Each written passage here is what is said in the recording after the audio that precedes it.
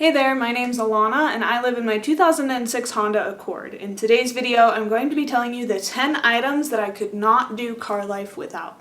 If you're curious about how I live in my car in general, I'll link my full car tour in the cards here. And you're right, I'm not currently in my car. I'm currently doing a house sitting job, which we'll talk more about house sitting later in this video. Number one most important thing is a comfortable bed to sleep in.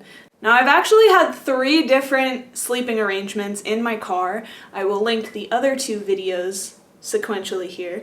But I slept in the back seat using an Amazon bed thing that hooked over the driver's seat and the passenger seat for like the first 2 days. And then I was like, this sucks. And I ended up sleeping in my passenger seat all the way reclined for the entire summer in 2022.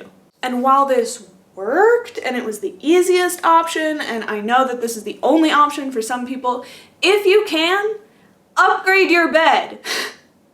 I took out my passenger seat this winter and replaced it with a actual bed that I can lay flat on. I'll link the video where I did that here, but it has been the best upgrade to my car. And now that I know I can go to sleep comfortably at night, I'm excited to go on my adventures. Versus when I was sleeping in the passenger seat, it was kind of like, oh, I have to do this in order to go on these adventures. But now it's like, oh my god, I can't wait to go to bed tonight while I'm on my adventures. So if you can, prioritize your sleeping situation. Number 2 is my window coverings. And you guessed it, I have a whole video about how I made them. But I would not be able to calm my anxiety and fall asleep at night if I knew that somebody could just look in my window at any point in time. And so I always make sure to cover all of my windows for safety reasons as well as my own relaxation. While yes, you can get a tint job on your windows to help black them out during the day, at night people can still come up and look in your window if they really want to. So even when I do get a tint job, I'll probably still use window coverings. The third most important thing while living in your car is having a way to charge your items. Now, I don't just mean while your car's running using the outlet in your car. I mean having some sort of solar-powered battery pack. Okay, so I've actually used 2 different solar-powered chargers while I've been living in my car. This is the first one that I ever got, and I used it all last year. I took it with me on my travels abroad this winter, and it just stopped working out of the blue. I think it's because I dropped it a while back, and now it just stopped working. The flashlight still works, and you can turn it on, but when you plug something in, it just flashes, and it doesn't actually charge anything. So when that broke, I had a panic attack because I was like, oh my god, I'm supposed to be going on this amazing road trip and now I can't charge my phone, which I use to film a lot of my videos. So I ordered this one. And you're looking at it and you're like, Alana, where's the solar panel? Let me show you. This is just so satisfying.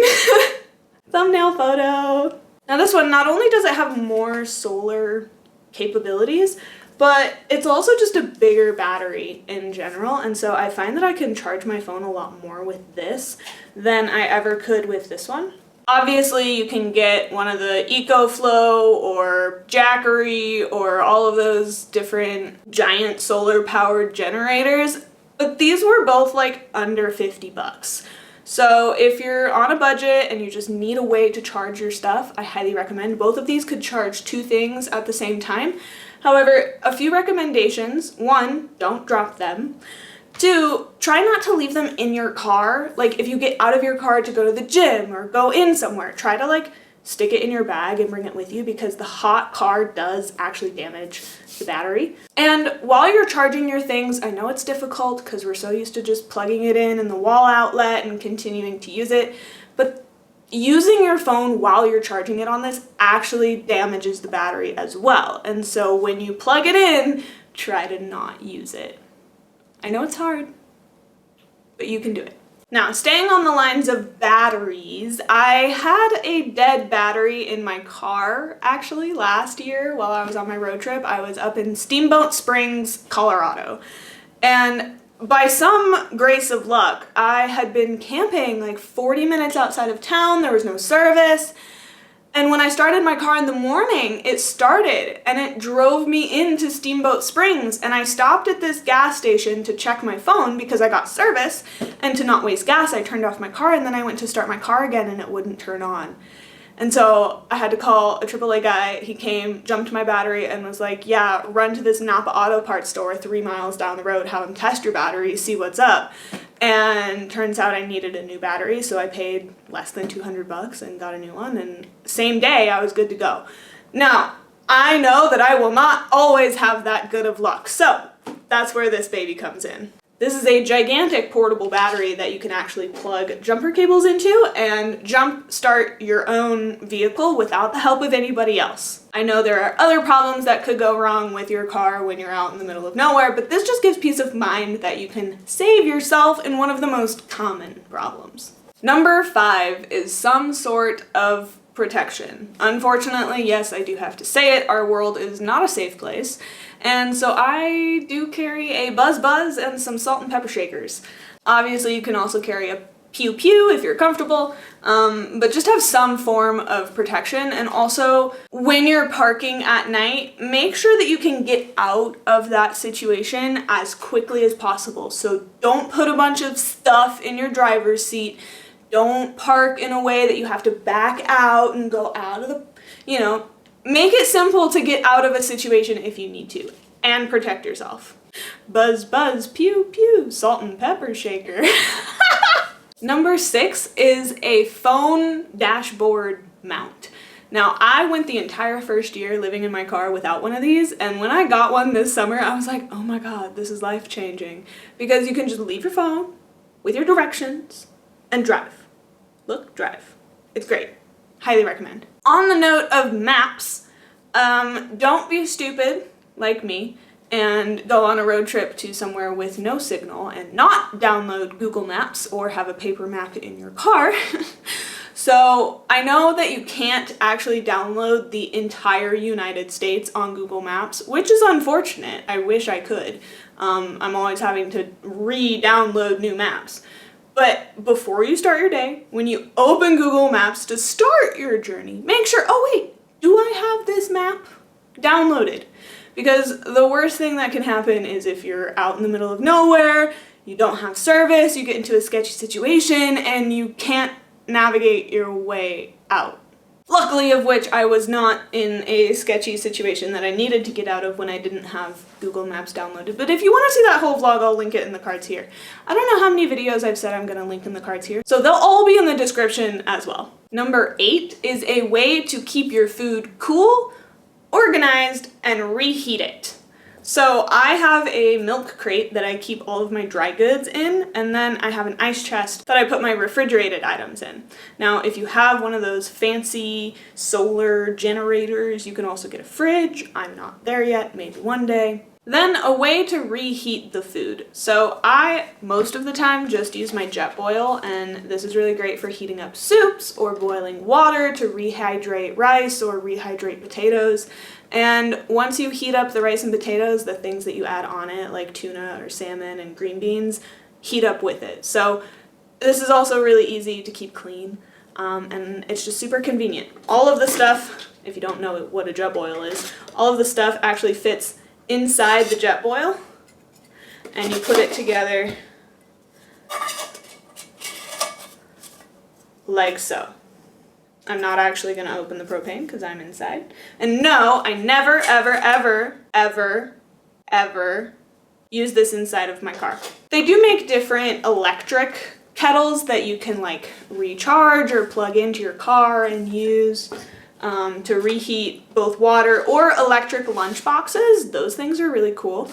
But this gets the job done, and this was the first camping equipment I ever really purchased. If you want to see my first ever car camping vlog, that does live on YouTube, and yes, it will be in the description. However, this is kind of pricey for a small camping item, so you could also just go with the good old regular Coleman grill stove. I have the teal one. This one takes butane versus the Jetboil takes propane, and this I actually found ran out faster than my Jetboil, so I don't know if that's because when I use this I'm cooking things for longer, and when I use my Jetboil I'm just using it for like a minute and a half to boil water or what, but keep that in mind. Also make sure if you're going out into the forest for like 5 days, make sure you stock up and get an extra can of fuel for one or both of these. That's why I kind of like having both, because if I run out of fuel for this one, I can always use this one and vice versa. Now I guess technically if you want to be a minimalist, you don't need a way to reheat your food, but it's just a comfort of home and I like having it, so you do you. And keeping on the topic of staying cool and warm is keeping yourself cool and warm while you're in your car. Now, since it's summertime right now, I'll start off with how to keep cool. So some people purchase like rechargeable USB fans. I don't have one, but that's just because I'm usually in cooler places in the summer. Other people also get bug nets to go over the window, so you can roll the window all the way down and have the bug netting to protect you from mosquitoes, first and foremost, and then other bugs from getting into your car. Again, I don't have this personally, but I've seen them online and I really want some of these, so yeah. Having the windows down allows for cross breeze, and so hopefully it cools down enough at night where you are to cool you off. If it doesn't, well, maybe consider doing car life in a different place. And what about staying warm in the colder temperatures? Currently, I travel with about 4 blankets in my car, and some people might say like, oh, that's extreme, just buy a sleeping bag, but like, these are the blankets that I already had. I didn't need to go out and buy a sleeping bag. They've lasted me 2 years now.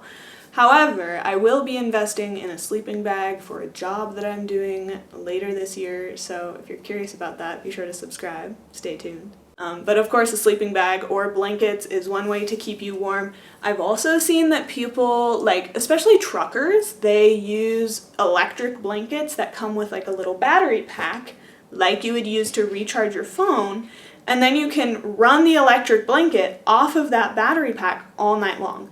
Obviously, then you would need to be recharging this battery pack often, and that's why I don't have one of these, but it's a good option. Also, if you're a fancy boy and you have one of those solar power generators, you can also get like an electric heater, but that would kind of sketch me out because of like the chance of causing fire in a vehicle that contains gasoline, so I will not be doing that one.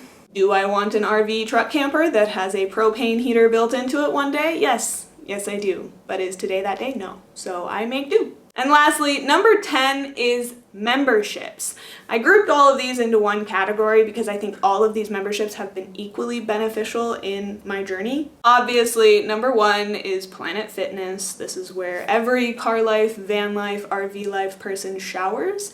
I also work out there. I would like to make that known, but I force myself to move my body and then I shower at Planet Fitness, so it's a double whammy. I feel like I really get my money's worth from that membership. And while they don't have locations everywhere, they do have locations in most major cities, so if you find yourself passing through one, stop and take a shower. The next membership is Trusted House Sitters. So if you've been wondering to yourself throughout this entire video, why is she in a house?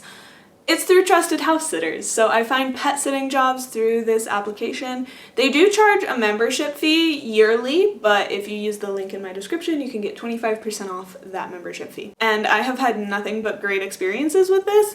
In exchange for taking care of people's pets, you get to stay in their home while they're away. I have a chance to do my laundry, I have a warm shower anytime I want, and I have cute furry friends to love on all of the time. Except for when I'm filming a video and now they're all locked outside, but whatever. But I really think that more nomad people should take advantage of this opportunity because I honestly don't think I would have lasted this long living out of my car if I wasn't also doing this to balance it out and prevent burnout.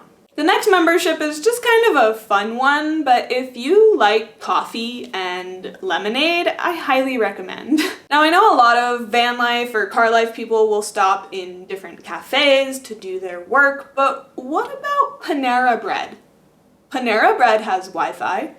And did you know that Panera Bread has a membership where you pay like $11 a month and you can get unlimited free drinks? Well, technically you're only supposed to get one every 2 hours, but who's looking? But this way, you can go into the business, you type in your little phone number on their little kiosk pad, you don't gotta talk to anybody, you get your cup, you get your drink, and you sit down and you have free Wi-Fi for unlimited hours. I have drank way too many cups of coffee inside Panera Bread in the last 2 months that it definitely makes it worth it, because last year I would stop in Starbucks if I was hungry or libraries if I had my own snack. But this way, I stop, I get free drinks, I work, and then if I get hungry, Panera Bread has actual meals instead of Starbucks sandwiches that are $10. Sorry, I'm getting very sarcastic by the end of this video. But anyways, highly recommend Panera's membership if you like free drinks and free Wi-Fi. Now, I couldn't end this video without recommending my own membership. If you didn't know that I have a Patreon page, hey, I have a Patreon page, and the first tier in this gives you access to all of the different campsites that I have personally visited, and I give you notes and little details about what to expect before you go. The second tier, I include my ultimate car life map, which not only includes the campsites that I have stayed at, but it also includes campsites that I've found on Google Maps just by scrolling in on satellite view, because that's my favorite pastime, as well as all of my favorite hikes, different restaurants and places to stop for food, unique excursions, national forest, and different places that are maybe off the beaten path that you should know about while you're living in your car and on the road. The third tier of this membership also includes all of my on-demand yoga classes, which are 60 minutes to 90 minutes. And all 3 tiers get access to 1 extra video per month. And all 3 tiers get access to 1 extra video every single month. So if you're interested, that link is down in the description below. If you made it all the way to the end of this video, I'm so grateful for you, and let me know down in the comments, what's one item you couldn't live without? I'm curious. If you haven't already, be sure to subscribe down below so that you don't miss the next video, and I'll see you in the next one. Bye guys!